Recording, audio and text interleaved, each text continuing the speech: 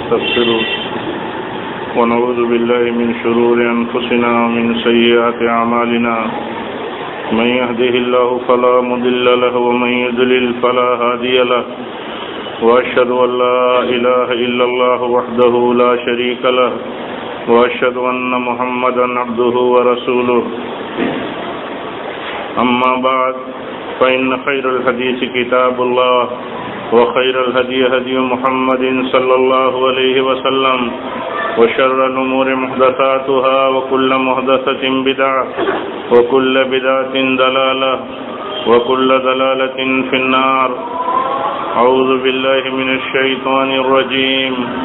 بسم الله الرحمن الرحيم. قاف والقرآن المجيد بل عجبوا أن جاءهم منذر منهم فقال الكافرون هذا شيء عجيب فإذا متنا وكنا ترابا ذلك رجع بعيد قد علمنا ما تنقص الأرض منهم وعندنا كتاب حفيظ بل كذبوا بالحق لما جاءهم فهم في أمر مريج أفلم ينظروا إلى السماء فوقهم كيف بنيناها وزيناها وما لها من فروج والأرض مددناها وألقينا فيها رواسي وأنبتنا فيها من كل زوج بهيج تبصرة وذكرى لكل عبد منيب ونزلنا من السماء ماء مباركا فأنبتنا به جنات وحب الحصيد والنخل باسقات لها طلع نضيد رزقا للعباد وأحيينا به بلدة ميتا كذلك الخروج كذبت قبلهم قوم نوح وأصحاب الرس وثمود وعاد وفرعون وإخوان لوط وأصحاب الأيكة وقوم تبع كل كذب الرسل فحق وعيد أفعينا بالخلق الأول بل هم في لبس من خلق جديد.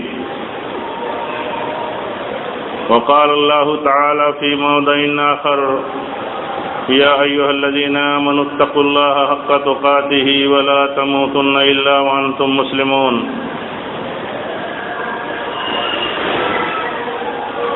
دینی بھائیوں، اسلامی ماں اور بہنوں، اللہ تعالیٰ نے جو دین ہمیں عطا فرمایا ہے، جس کے ہم متبع اور پیروکار ہیں، اس کی فضیلت اور بھلائی اس وقت ہے جب ہم اس دین کی پیروی اور اطاعت میں مستقل طور پر جمے رہیں. زندگی میں، دنیا میں حالات بدلتے رہتے ہیں، ہر طرح کے حالات بدلتے رہتے ہیں. آدمی کے اپنے حالات بدلتے رہتے ہیں، گھریلو حالات بدلتے رہتے ہیں، تعلقات کے حالات بدلتے رہتے ہیں، سیاسی حالات بدلتے رہتے ہیں. تبدیلی سماج کا ایک خاصہ ہے اور تبدیلی کا عمل جاری رہتا ہے، لیکن ان ساری تبدیلیوں کے بیچ میں، ان سارے الٹ پھیر کے بیچ میں، ان سارے انقلابات میں اللہ تعالیٰ یہ چاہتا ہے اور دین کا یہ مطالبہ ہے کہ آدمی جو ایمان والا ہے، اسلام کا جو ماننے والا اور متبع ہے، وہ اپنے اسلام پر پورے استقامت کے ساتھ جمع رہے. حالات اسے اس کے دین سے، اس کی سوچ سے، اس کے نظریے اور عقیدے سے اسے ہٹا نہ سکیں. یہ چیز اسلام میں بہت بنیادی ہے اور یہ چیز اصل ہے. اسی لیے ایک بار آپ نے سنا ہوگا، بہت مشہور حدیث ہے، ایک صحابی رسول آئے، اللہ کے نبی صلی اللہ علیہ وسلم سے سوال کرتے ہیں، یا رسول اللہ صلی اللہ علیہ وسلم کچھ ایسی ہمیں نصیحت کر دیجئے کہ پھر مجھے اس کے بعد کسی سے کچھ سوال کرنے کی ضرورت نہ رہے. تو آپ نے فرمایا، کہو میں اللہ پر ایمان لایا ہوں اور پھر اسی پر جمے رہو. یعنی اللہ تعالیٰ کے دین پر اور ایمان پر آ جانے کے بعد اس پر قائم رہنا اور اس کے اوپر مستقیم رہنا، یہ اتنا بڑا مسئلہ ہے کہ اگر آدمی کی زندگی میں یہ چیز ٹھوس اور بنیادی ہو جائے تو آدمی کو کسی چیز کا کوئی مسئلہ ہی درکار نہیں. دیکھیے ہم صحت مند ہیں، ہماری صحت کے ساتھ پھر بیماری لاحق ہو جاتی ہے. ہمارا ایمان جو صحت کے وقت ہے اللہ تعالیٰ کے اوپر، اس کے اوپر جو توکل ہے اور اس کی طرف سے ہر طرح کے جو صحت بیماری کے مسئلے میں جو اللہ تعالیٰ کا الگ الگ قانون ہے الگ الگ وقت میں، لیکن اللہ تعالیٰ کے ایمان کا جو اس کے اوپر تقاضا بنتا ہے، جیسے ہم اللہ کے اوپر ایمان رکھتے ہیں کہ یہ صحت اللہ تعالیٰ کی طرف سے ہے، اور بیماری آئی تب بھی ہم یہ ایمان رکھیں کہ یہ بیماری اللہ ہی کی طرف سے ہے، اور جیسے صحت دینے والا اللہ تھا ایسے بیماری سے شفا دینے والا بھی اللہ ہے. آپ بتائیے یہ ایمان جو ہمارا ہے اللہ تعالیٰ کی ذات پر صحت کی حالت میں، کیا وہی ایمان ہمارا بیماری کی حالت میں قائم رہتا ہے؟ نہیں رہتا. بہت لوگوں کو دیکھا جاتا ہے کہ جب بیماری آ جاتی ہے تو بیماری پر آدمی کا ایمان سلامت نہیں رہ جاتا. اکثر لوگوں کے وہ اس کو جتنا دروازہ اور جتنا راستہ لوگ سماج میں دکھا دیں وہ ہر دروازہ کھٹکھٹا دیتا ہے، ہر راستے پر چلا جاتا ہے، یہاں تک کہ بیماریوں سے نکلنے کے لیے وہ آدمی جو عقیدے اور ایمان کی باتیں کرتا ہے شرکیات میں مبتلا ہو جاتا ہے.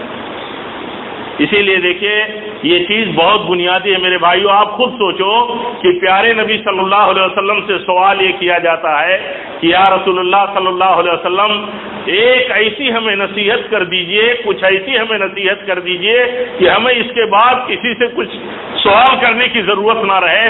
تو آپ فرماتے ہیں جو ایمان تم لائے ہو کہو اللہ پر ایمان لایا ہوں، اور جس ایمان کا تم حوالہ دیتے ہو اس ایمان پر تم جمے رہو. آدمی نہیں جمع رہتا. ہم خود دیکھیں اپنے حالات جب بدلتے ہیں تو ہمارے نظریات کیسے بدلتے ہیں. ایک آدمی سے ہمارا کوئی مسئلہ ہو گیا مان لیجئے، اس آدمی سے مسئلہ ہونے کے بعد کیا سارا رویہ بدل جاتا ہے، سارے نظریات بدل جاتے ہیں. اس لیے بدل جاتے ہیں کہ آدمی اپنی سوچ کے ساتھ دین پر چلتا ہے، اور مطالبہ یہ ہے کہ دین کی سوچ کے ساتھ دین کے ساتھ وابستہ رہو، اور دین ہی کے سوچ کے ساتھ لوگوں کے ساتھ اتفاق بھی کرو، اختلاف بھی کرو. کسی سے اختلاف اگر ہوتا ہے تو وہاں بھی دین کا ایک تقاضا ہے کہ اختلاف کس حد تک ہوگا، اختلاف کس انداز کا ہوگا. میرے بھائیو یہ ساری چیزیں ایمانیات کی بنیادوں میں سے ہیں، اور آپ دیکھیں گے خود نبی صلی اللہ علیہ وسلم اس کی تلقین کرتے تھے، آپ نصیحت کرتے تھے.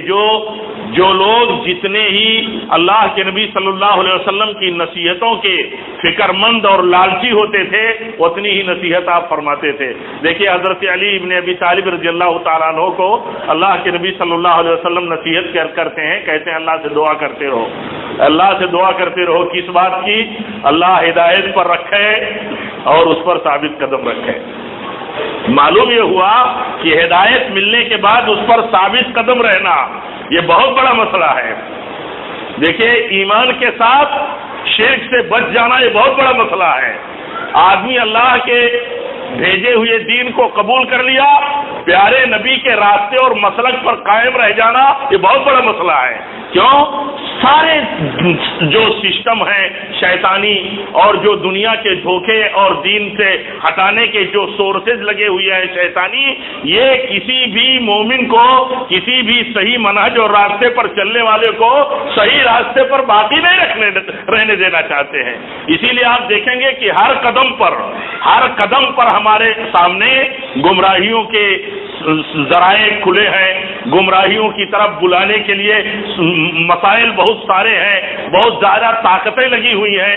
اسی لیے اللہ کے نبی صلی اللہ علیہ وسلم نے نصیحت فرمائی، اور آپ نے فرمایا، کہا دیکھو یہ اللہ تعالیٰ کا سیدھا راستہ ہے، وَأَنَّ هَذَا صِرَاطِي مُسْتَقِيمًا فَاتَّبِعُوهُ. آپ نے ایک لمبی لائن کھینچی اور کہا یہ صراط مستقیم ہے، یہ وہ راستہ ہے جو مستقیم ہے، اور استقامت کے ساتھ اسی راستے پر چلو. پھر آپ نے بتایا، کہا کہ دیکھو اس کے دائیں بائیں بہت سارے راستے ہیں، اور اسی راستے کے موڑ پر جو چھوٹے چھوٹے راستے صراط مستقیم سے اور بڑے شاہراہ سے نکلتے ہیں وہاں شیطان بیٹھا ہے، تمہیں سیدھی راہ پر چلنے نہیں دینا چاہتا، تمہیں دائیں بائیں موڑ دینا چاہتا. دیکھیے یہاں بھی یہی بات سمجھ میں آتی ہے کہ ایک مومن بندہ جب اللہ تعالیٰ کی آسمانی ہدایت پر ایمان لایا اور پیارے نبی کے طریقے پر چلا تو اس کے بعد اس کے سامنے مسئلہ کیا ہے؟ بہت سارے طریقوں کو شیطان نے محبوب بنایا اور معتبر بنایا، اور شیطان یہ چاہتا ہے کہ صحیح راستے پر نہ چلتے ہوئے دوسرے راستوں پر چلے جاؤ اور دوسرے راستوں پر مڑ جاؤ، سیدھے راستے پر قائم نہ رہ پاؤ۔ دیکھیے کیا نصیحت کا مطلب تھا اللہ کے نبی صلی اللہ علیہ وسلم کا۔ آپ اپنے صحابہ کو نصیحت فرماتے ہیں اور لمبی لائن کھینچ کر کے آپ بیٹھے ہیں، کہتے ہیں یہ سیدھی راہ ہے تمہاری، اسی راہ پر چلنا، اور خبردار دائیں بائیں بہت سارے راستے ہیں، بہت ساری پگڈنڈیاں ہیں، چھوٹے چھوٹے راستے ہیں، شیطان اسی راہ پر بیٹھا ہے، تمہیں سیدھی راہ پر چلنے نہیں دینا چاہتا، تمہیں موڑ دینا چاہتا۔ آپ بتائیے ہوا کہ نہیں ہوا؟ امت میں ہوا کہ نہیں ہوا؟ سارے کے سارے صحابہ، تابعین اور جن چاروں اماموں کی امت تقلید کرتی ہے وہ خود کسی کے مقلد نہیں تھے، انہوں نے کسی کے نام پر مسلک اور راستہ نہیں بنایا، لیکن دیکھیے بعد میں نبی صلی اللہ علیہ وسلم کے مسلک اور طریقے سے ہٹ کر کے کتنے راستے بن گئے راستے، اور لوگ چلے گئے۔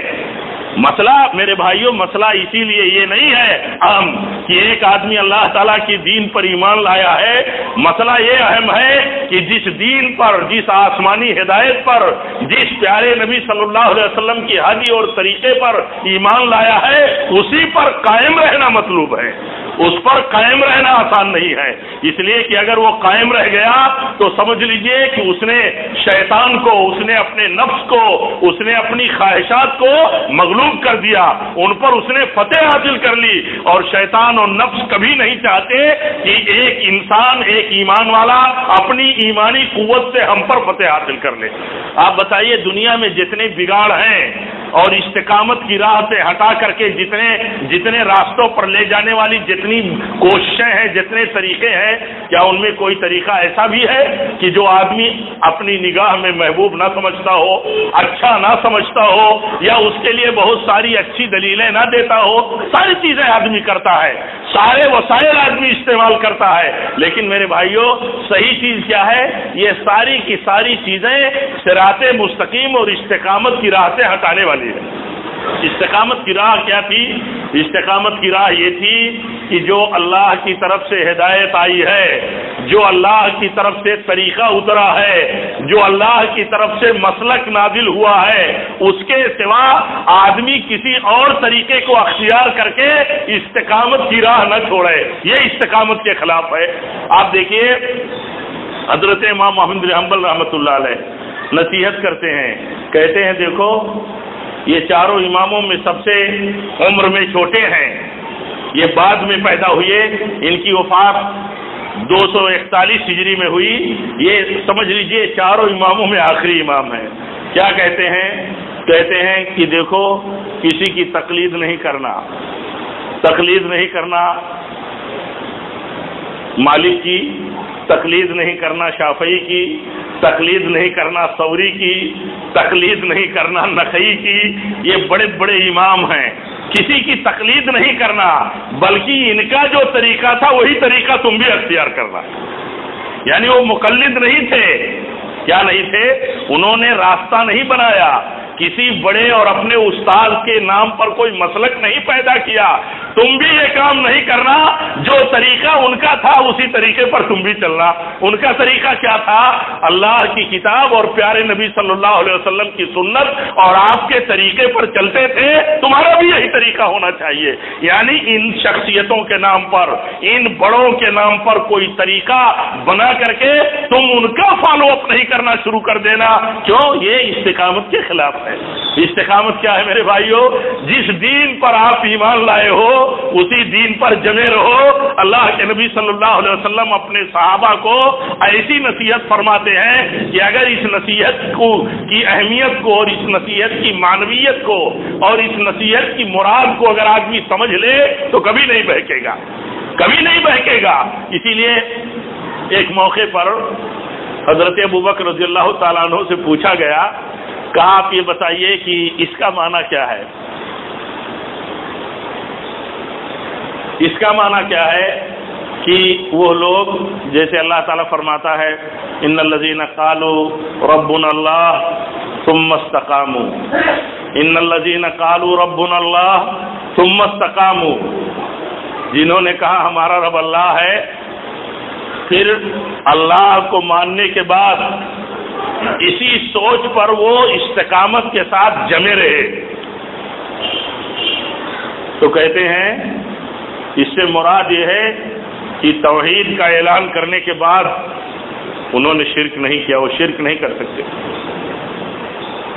اور یہی بات اللہ تعالیٰ نے وہاں بیان فرمائی ہے کہ جو لوگ ایمان لائے الذین آمنوا ولم یلبسوا ایمانہم بظلم اولئک لہم الامن، یعنی اللہ تعالیٰ کی طرف سے امن ان ایمان والوں کو نصیب ہوگا جن ایمان والوں نے ایمان لانے کے بعد شرک نہیں کیا۔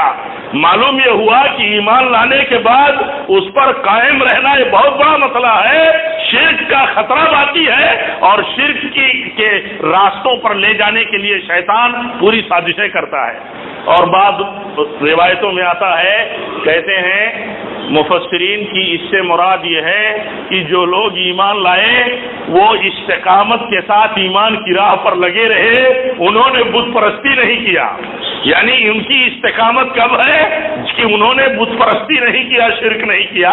آپ بتائیے دنیا میں جب نظر آپ دوڑائیں گے آپ دیکھیں گے کہ دنیا میں ایمان اور اسلام لانے کے بعد ان حوالوں اور نسبتوں کے بعد کہ ہم مومن ہیں، مسلمان ہیں، مختلف جماعتوں اور مختلف گروہوں میں بٹا ہوا مسلمان، بٹے ہوئے لوگ آپ دیکھ نہیں رہے ہیں کہ شرک کی آلائشوں میں، شرک کی غلاظتوں اور گندگیوں میں جا کر کے گر گئے میرے بھائیوں۔ اس کی وجہ یہی ہے کہ یہ تصور باقی رکھنا اور قائم رکھنا کہ جس طریقے پر میں ہوں اسی پر باقی رہوں گا۔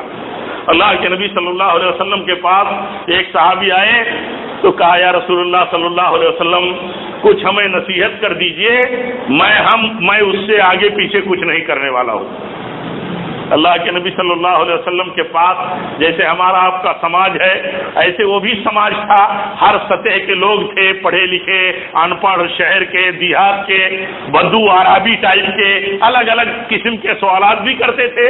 یہ آدمی آیا سوال کیا تو اللہ کے نبی صلی اللہ علیہ وسلم فرماتے ہیں اللہ کے اوپر ایمان رکھو، شرک نہیں کرنا، نماز پابندی کے ساتھ پڑھو، زکوٰۃ دو، رشتہ داروں کا جو حق ہے رشتہ داریاں نبھانے کا، رشتہ داریاں نبھاتے رہو۔ اللہ کے نبی صلی اللہ علیہ وسلم نے جب وہ جواب دے دیا اور یہ سمجھا دیا تو آدمی جانے لگا، اللہ کے نبی صلی اللہ علیہ وسلم سے کہہ کے جانے لگا کہ اب میں اسی پر جمع رہوں گا۔ اللہ کے نبی فرماتے ہیں اس کے اٹھ کے جانے کے بعد وہ جا رہا ہے، اللہ کے نبی فرماتے ہیں دیکھو یہ شخص جو سوال کیا اور یہ کہہ کے گیا ہے کہ اب میں اسی پر جمع رہوں گا، اگر یہ شخص اسی پر جمع رہا، مضبوطی کے ساتھ تمسک کیے رہا اس بات پر، تو دیکھو یہ جنتی ہوگا، یہ جنتی آدمی ہے۔ اللہ کے نبی صلی اللہ علیہ وسلم نے یہ بات کیوں کہی؟ اس لیے یہ بات کہی کہ کسی بھلائی پر قائم رہنا اور جمے رہنا یہ بہت بڑی بات ہے، بہت بڑی بات ہے میرے بھائیوں۔ آپ کو چھوٹی سی مثال دیا کہ دیکھو ہمارے ہاں جب بیماری آتی ہے، بیماری، تو ہم لوگ چونکہ زیادہ عوامی ہیں اور بہت سارے مسائل جماعت کے حوالے سے، عوام کے حوالے سے ہم لوگ کے پاس آتے رہتے ہیں، پتہ چلتا ہے کہ جب آدمی بیمار ہوتا ہے بہت خاص لوگوں کے بارے میں، تو اس کے بارے میں بھی پتہ چلتا ہے کہ وہ دروازہ کوئی نہیں چھوڑتا۔ کیوں نہیں چھوڑتا؟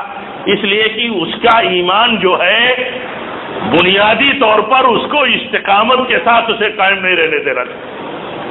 شیطان اس کے ایمان کے ساتھ لگا ہوا ہے اور وہ نہیں چاہتا کہ جس بات کا اس نے اعلان کیا اس پر قائم رہے۔ مان لیجئے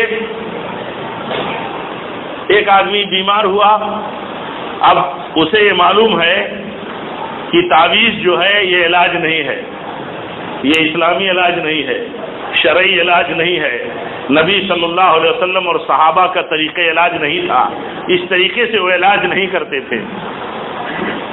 اب کسی نے اگر اسے کہہ دیا کہ تعویذ لگا لو، اندر باندھ لو، کمر میں باندھ لو، پیر میں باندھ لو، گلے میں باندھ لو، ایسا باندھ لو کہ نظر نہ آئے، تعویذ علاج ہے، اور ہر مسلک اور ہر طریقے پر لوگ کچھ نہ کچھ دلیلیں فراہم کر دیتے ہیں۔ آدمی دلیل کی قوت اور دلیل کے ذوق کو نہیں جانتا۔ موٹی بات تو اس کے سمجھ میں آتی ہے، موٹی بات اس لیے کہ اللہ کے نبی صلی اللہ علیہ وسلم نے جو طریقہ چھوڑا ہے، آپ نے خود گواہی دی ہے کہ اس طریقے پر چلنے والا کبھی بھٹکے گا نہیں۔ کیا طریقہ آپ نے چھوڑا؟ ہر عقیدے اور عمل میں آپ نے طریقہ چھوڑا۔ اس مسئلے میں آدمی نہیں بھٹک سکتا کہ اللہ کے نبی نے جو طریقہ چھوڑا ہے، کیا اس میں تعویذ کا کوئی طریقہ چھوڑا ہے؟ کوئی آدمی یہ نہیں ثابت کر سکتا ضعیف کمزور حوالوں سے بھی کہ اللہ کے نبی نے کوئی تعویذ کا عمل کیا ہو، کرایا ہو۔ موٹی بات ہے، اللہ کے نبی فرماتے ہیں ترکتکم علی المحجۃ البیضاء لیلھا کنہارھا، ایسا چھوڑا ہوں تم رات دن کبھی بھی اس راہ پر چلو گے تم بہک نہیں سکتے، اور ہمارے لیے پیارے نبی کی راہ اور پیارے نبی کا مسلک ہی نجات دلانے والا ہے، ہمارا ایمان اور عقیدہ ہے۔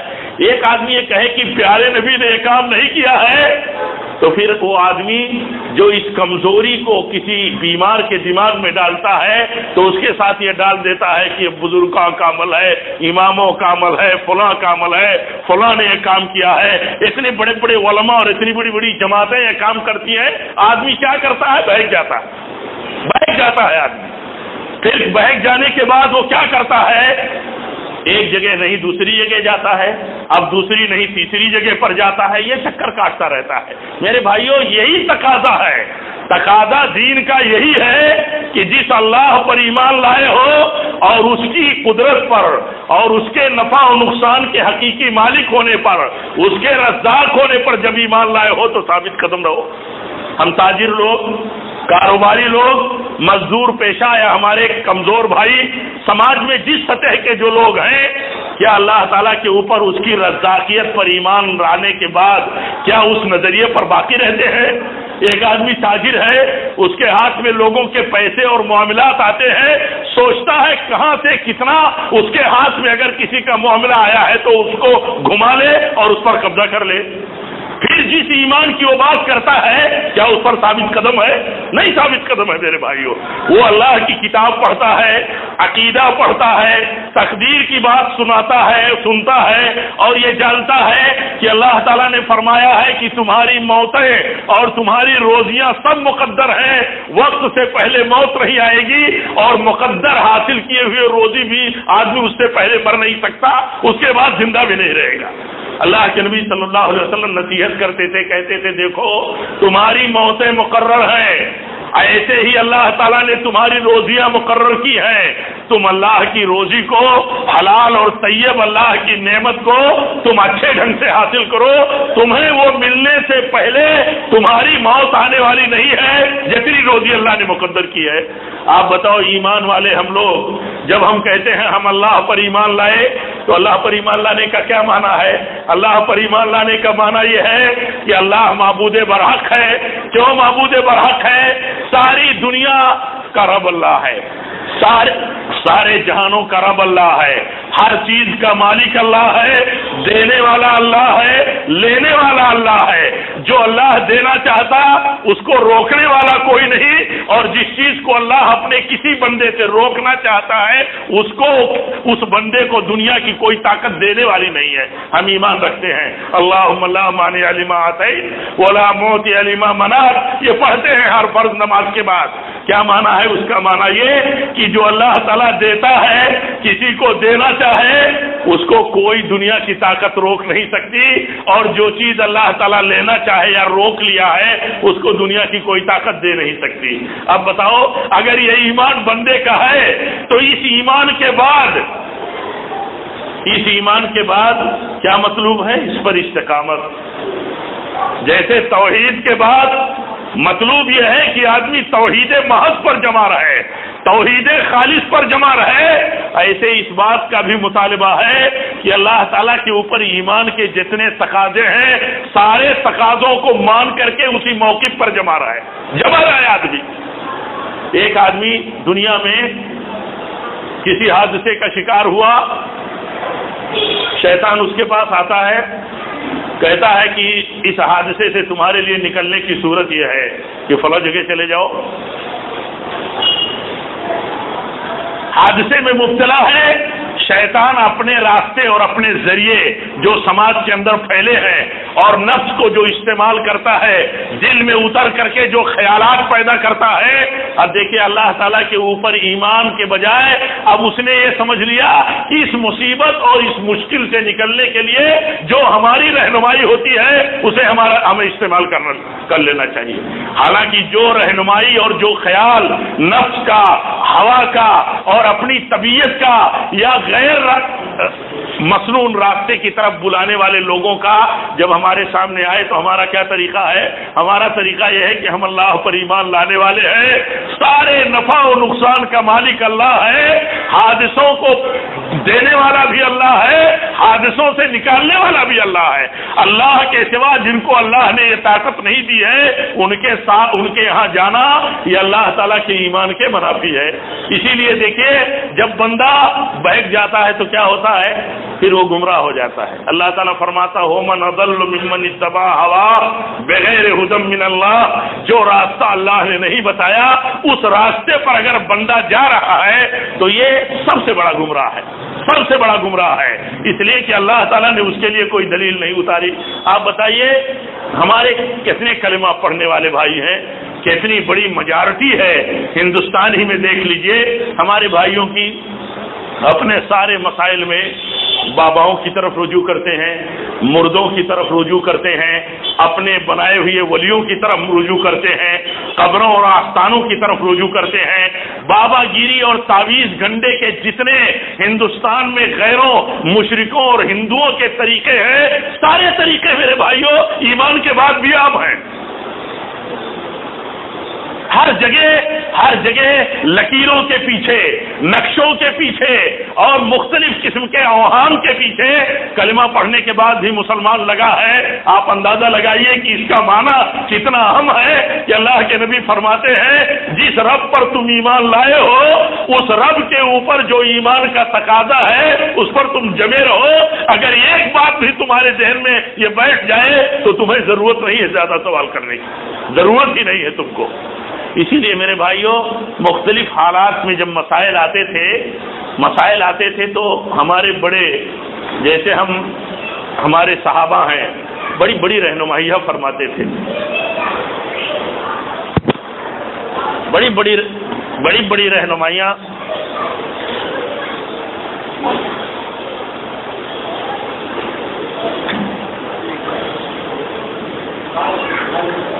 بڑی رہنمائیاں فرماتے تھے۔ ایک واقعہ امام بخاری رحمۃ اللہ علیہ نقل کیا ہے حضرت ابوبکر رضی اللہ تعالیٰ عنہ کے حوالے سے کہ وہ داخل ہوئے، وہ پہنچے ایک عورت کے پاس، تو اس عورت کا نام زینب تھا۔ دیکھا حضرت ابوبکر رضی اللہ تعالیٰ عنہ کی زینب جو ہیں بات نہیں کرتی، پوچھا تو لوگوں نے بتایا کہ یہ حج کے ارادے پر ہیں، حج کے سفر پر ہیں، اور انہوں نے نیت کر رکھی ہے کہ یہ گفتگو نہیں کرے گی، حج میں خاموشی سے حج کریں گی، بات نہیں کریں گی، یہ نیت کر لیا انہوں نے حج کے ساتھ۔ دیکھیے آخر اس خاتون کی سوچ کیا رہی ہوگی؟ یہی نا کہ حج میں کروں گی تو میری زبان سے کوئی فسق کا لفظ نہ نکلے، فجور کا لفظ نہ نکلے، جھگڑیلو باتیں نہ نکلیں، کوئی گندی بات نہ نکلے، اس لیے میں نیت کرتی ہوں کہ حج کروں گی تو خاموشی سے کروں گی۔ کتنی پاک، کتنی اچھی بات ہے، دیکھنے میں کتنی اچھی بات ہے، لیکن ایمان اور منہج رسول کے خلاف بات ہے۔ حضرت ابوبکر رضی اللہ تعالیٰ عنہ فرماتے ہیں نہیں بات کرو تم بات، اس لیے کہ اللہ نے حلال نہیں کیا ہے کسی کے لیے کہ وہ اس طرح کی پابندی اپنے اوپر ڈالے جو پابندی اللہ تعالیٰ نے نہیں ڈالی ہے۔ یہ آدمی کون راستہ بتائے گا؟ میرے بھائیوں یہ راستہ وہی بتائے گا جو اسلام کو، خالص اسلام کو اور اللہ تعالیٰ کے بھیجے ہوئے طریقے کو سمجھنے والا ہوگا۔ دیکھیے وہ کہتے ہیں کہ حج میں تمہاری یہ سوچ کہ میں بات نہیں کروں گی اور ہر طرح کی عافیت میں رہوں گی، ہر طرح کے گناہ سے بچنے کی صورت نکل آئے گی۔ جانتے ہیں آپ یہ زبان کتنی خطرناک ہے؟ بعض روایتوں میں آتا ہے کہ اگر آدمی کا دل درست ہو تو اس کا جسم درست ہو جائے گا، اور آگے اگر آدمی کی زبان درست ہو تو اس کا دل درست ہو جائے گا۔ یعنی زبان کی درستگی کو ایک ذریعہ بتایا ہے دل کی درستگی کا۔ بہت سارے اعمال ایسے ہیں، آدمی کہتا ہے نا نیت ہماری بہت اچھی ہے، دل کے بہت اچھے ہیں، جو آدمی زبان کا اچھا نہ ہو، باہمی معاملات میں اچھا نہ ہو، اپنے کیریکٹر میں اچھا نہ ہو، وہ کیسے آدمی کہہ سکتا ہے کہ وہ دل کا اچھا ہے؟ بہت سارے اعمال ایسے ہیں جو ظاہری عمل ہوتے ہیں، وہ باطنی عمل کی اصلاح بھی کرتے ہیں۔ آدمی ظاہر سے اپنی باطن کو درست کرتا ہے جیسے باطن سے ظاہر درست ہوتے ہیں۔ یہاں بھی کہی گئی یہ بات کہ آدمی کے دل کو درست کرنے کا ایک ذریعہ زبان بھی ہے۔ جیسے حدیث میں آتا ہے کہ اگر آدمی اپنی صفوں کو درست نہیں کرے گا تو اللہ تعالیٰ دلوں میں اختلاف ڈال دے گا۔ یہ دلوں میں اختلاف ڈالنے کا مطلب صفوں سے کیا ہے؟ صفوں کی درستگی کی برکت سے دلوں کے اندر محبت پیدا ہوتی ہے۔ دیکھیے دل کی دنیا ایک اندرونی دنیا ہے اور اس کا تعلق ایک اندر سے ہے، لیکن اندر کی اصلاح کس سے ہوتی ہے؟ باہر کے عمل سے ہوتی ہے۔ ایسے ہی اگر آدمی کی زبان درست ہو تو اس کے دل درست ہوتے ہیں۔ میرے بھائیوں، تو زبان کی درستگی کے مسئلے میں اس عورت نے سوچا، لیکن زبان کی درستگی کا مسئلہ وہ اپنی طرف سے کوئی نہیں طے کر سکتا کہ زبان کی درستگی کا معاملہ یہ ہے کہ آدمی بولے ہی نہ، عہد کر لے، حلف لے لے، نظر مان لے کہ نہیں بولوں گا۔ اب اس عورت نے نظر مان لیا کہ میں حج کروں گی۔ حج کیسے کروں گی؟ خاموشی کے ساتھ پورے حج پیریڈ میں نہیں بولوں گی۔ حضرت ابو بکر رضی اللہ تعالیٰ عنہ فرماتے ہیں کہ یہ حلال نہیں ہے، حرام ہے۔ کیوں حرام ہے؟ اس لیے حرام ہے کہ جس اللہ کے دین پر تم ایمان لائی ہو اس دین میں اس کی اجازت نہیں ہے کہ ایسی شدت اور پابندی کوئی مرد و عورت اختیار کرے جس کی اللہ نے اجازت نہیں دی۔ اس کے بعد آپ نصیحت کرتے ہیں۔ حضرت ابوبکر رضی اللہ تعالیٰ عنہ فرماتے ہیں کہ یہ جاہلیت کا طریقہ ہے۔ جاہلیت میں ایسا عورتیں اور مرد نظر مانتے تھے۔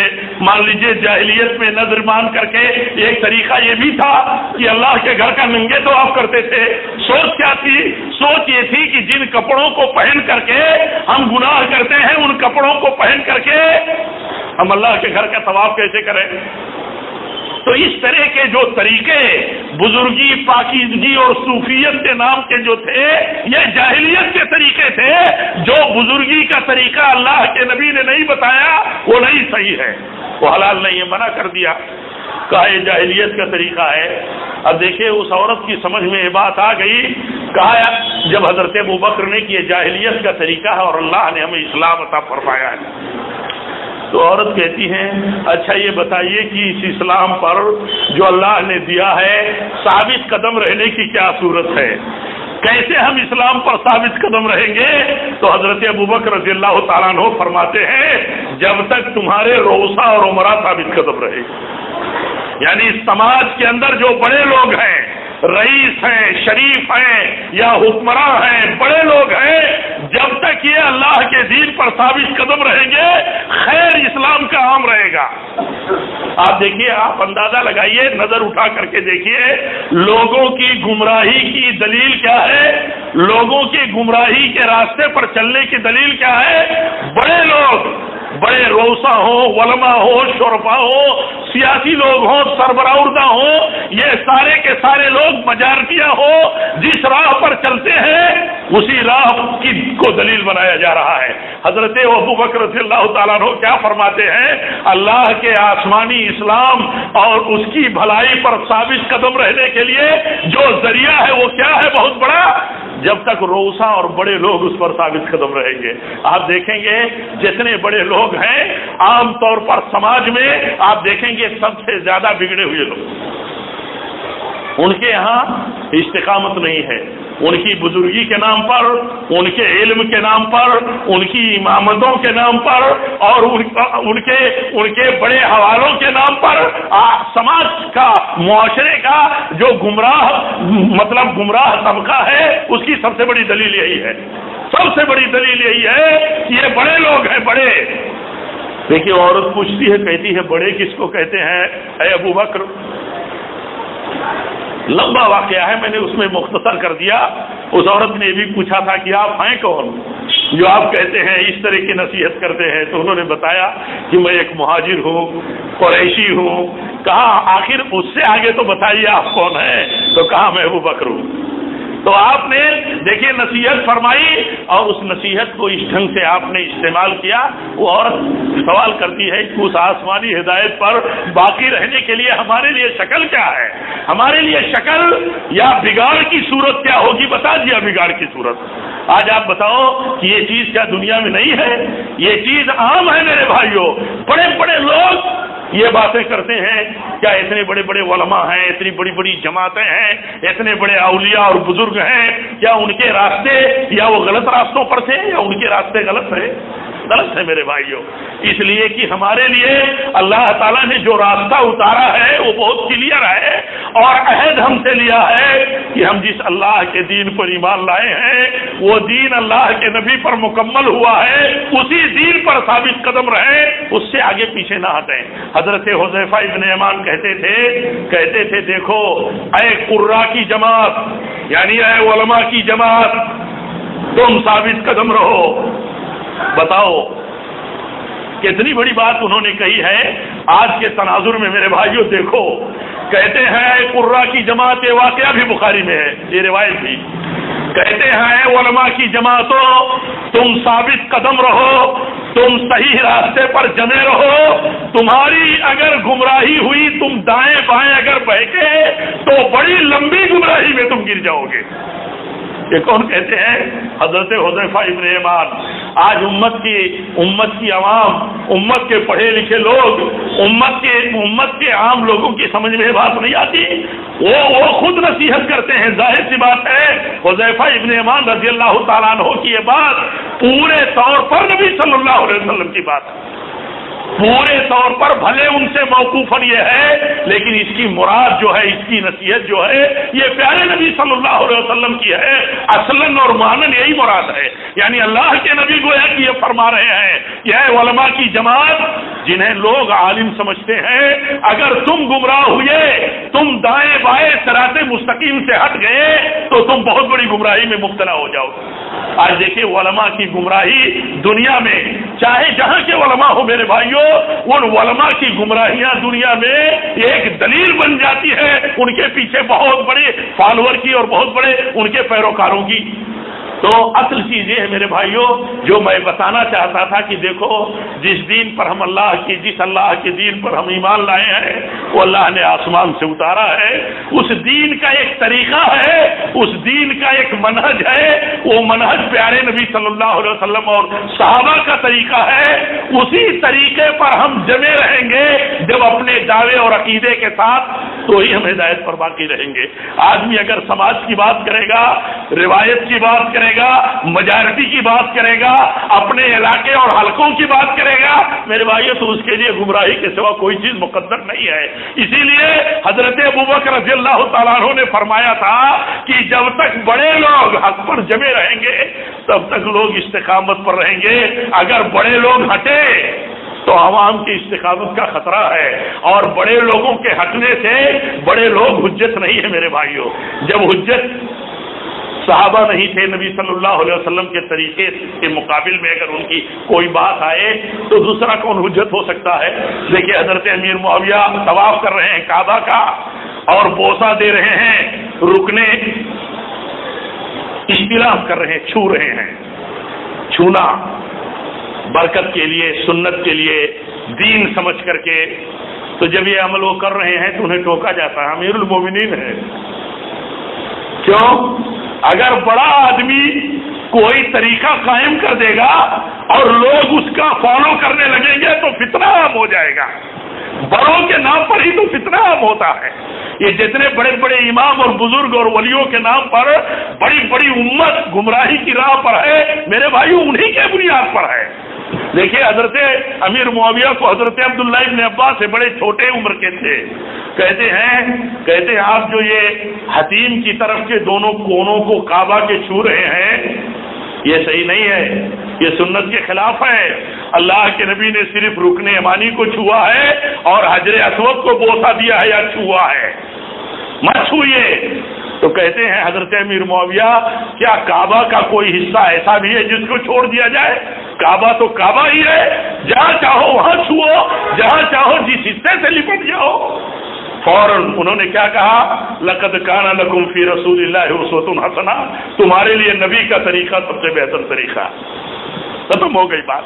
وہ کہتے ہیں صدقت یا ابن عباس، ابن عباس تم نے سچ کہا، صحیح نصیحت کی سب سے بہتر طریقہ نبی کا طریقہ ہے. دیکھیے امیر المومنین ہے، کاتب وحی ہے، بہت بڑا درجہ ہے حضرت امیر معاویہ رضی اللہ تعالیٰ عنہ کا اسلام میں اور اسلام کو قائم کرنے میں اور قوت بہم پہنچانے میں، لیکن وہ حجت نہیں ہے اسلام میں، وہ حجت اور دلیل نہیں ہے اسلام میں میرے بھائیوں.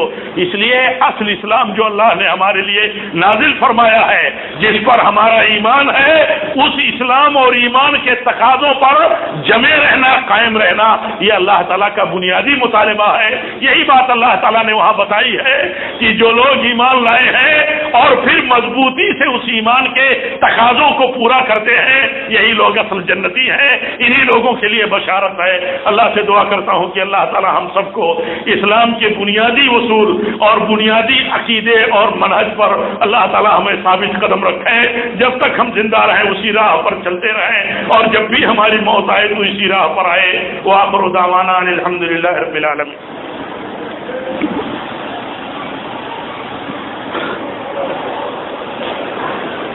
الحمدللہ رب العالمین والصلاة والسلام علی رسولہ النبی الکریم. اللهم صل على محمد وعلى ال محمد كما صليت على ابراهيم وعلى ال ابراهيم انك حميد مجيد. اللهم بارك على محمد وعلى ال محمد كما باركت على ابراهيم وعلى ال ابراهيم انك حميد مجيد. عباد الله رحمكم الله. اقول قولي هذا واستغفر الله لي ولكم ولسائر المسلمين واخر دعوانا الحمد لله.